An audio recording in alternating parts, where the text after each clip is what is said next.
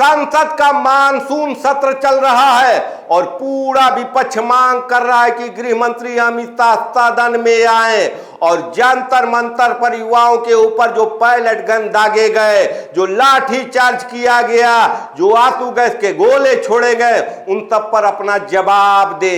बावजूद इसके गृह मंत्री अमित शाह संसद भवन परिसर में मौजूद रहते हैं, लेकिन सदन में नहीं आ रहे हैं, विपक्ष के सवालों का जवाब नहीं दे रहे हैं। ऐसे में सबसे बड़ा सवाल ये उठ रहा है कि क्या गृह मंत्री अमित शाह युवाओं के प्रति अपनी जवाबदेही से भाग रहे हैं? क्या गृह मंत्री अमित शाह विपक्ष के सवालों से बचना चाहते हैं?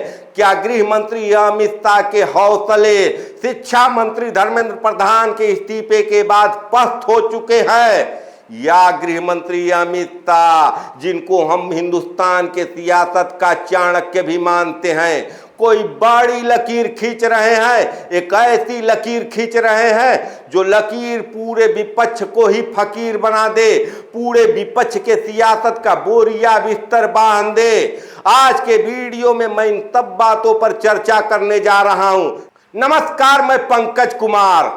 आप और हम जिस अमित शाह को जानते हैं, वो अमित शाह किसी को पीठ नहीं दिखाता है और कहीं न कहीं अपने विरोधियों को, अपने किसी भी हार को भूलता नहीं है। आपको याद होगा दोस्तों, बजट सत्र चल रहा था 2026 में, अप्रैल के महीने में महिला आरक्षण के नाम पर प्रतिमन बिल को लाई थी मोदी जी की सरकार, एनडीए की सरकार, और एक संवैधानिक संशोधन बिल था जिसको संसद के 2/3 बहुमत से पास होना था। लोकसभा में वर्तमान जो सदस्यों का आंकड़ा है उसके सापेक्ष 2/3 का आंकड़ा होता है 360 सदस्य।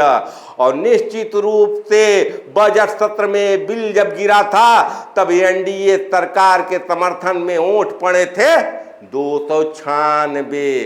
तो 64 सांसदों के समर्थन के अभाव में बिल लोकसभा में गिर गया था और तब से गृह मंत्री अमित शाह प्रतिमन बिल को पास कराने की जुगत में लगे हुए हैं। और शायद यही वजह है कि संसद भवन परिसर में मौजूद रहने के बाद भी अमित शाह सदन में नहीं जा रहे हैं।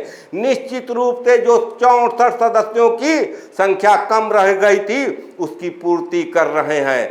आपको याद होगा कि बंगाल में तृणमूल कांग्रेस सरकार की जब हार हुई थी तो तृणमूल कांग्रेस के 20 सदस्य पाला बदल कर एनडीए के समर्थन में आ गए थे। तो यहां से यह आंकड़ा 216 तक पहुंच जाता है। माना यह भी जा रहा है कि इस समय एनसीपी शरद पवार पर भी मोदी सरकार डोरे डाल रही है और संसद में जो उनके 8 सदस्य हैं वो भी इस बिल के समर्थन में वोट कर सकते हैं। तो ये आंकड़ा 324 तक पहुंचता हुआ दिख रहा है।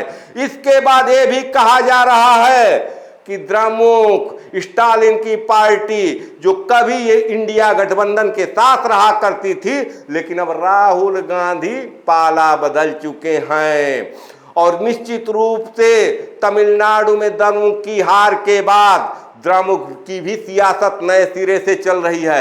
ऐसे में अमित शाह 22 सांसदों पर डोरे डाल रहे हैं। अगर वो 22 सांसद आ भी जाते हैं एनडीए के समर्थन में तो भी ये आंकड़ा पहुंचता है 346 तक। इसके बाद भी 14 सदस्यों की कमी रह जाएगी और निश्चित रूप से गृह मंत्री अमित शाह संसद भवन परिसर में इन 14 सदस्यों की कमी को ही दूर करने का प्रयास कर रहे होंगे।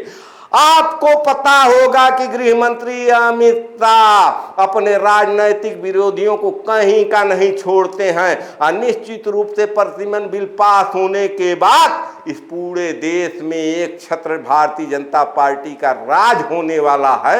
ये विपक्ष हमें बता रहा है, विपक्ष का ये मानना है।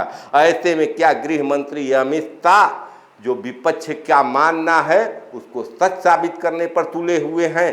क्या अमित शाह संसद भवन परिसर में मौजूद रहकर इंडिया गठबंधन के, कांग्रेस के, समाजवादी पार्टी के और तमाम ऐसे दल जो न इस पाले में हैं न उस पाले में हैं, उनके सदस्यों पर डोरे डाल रहे हैं, उनको कोई आश्वासन दे रहे हैं?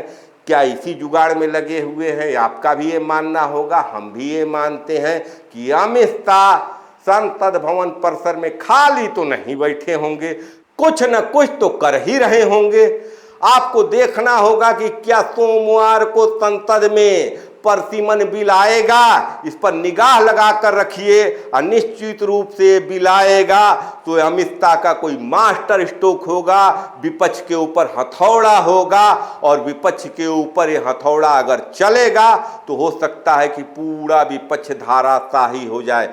क्योंकि इस समय कहीं न कहीं बांकीपुर और दतिया में भारतीय जनता पार्टी की जो हार हुई है, जो शिक्षा मंत्री धर्मेंद्र प्रधान का इस्तीफा हुआ है, उसके बाद इस समय एनडीए खेमा सकते में है, भारतीय जनता पार्टी की सरकार सकते में है।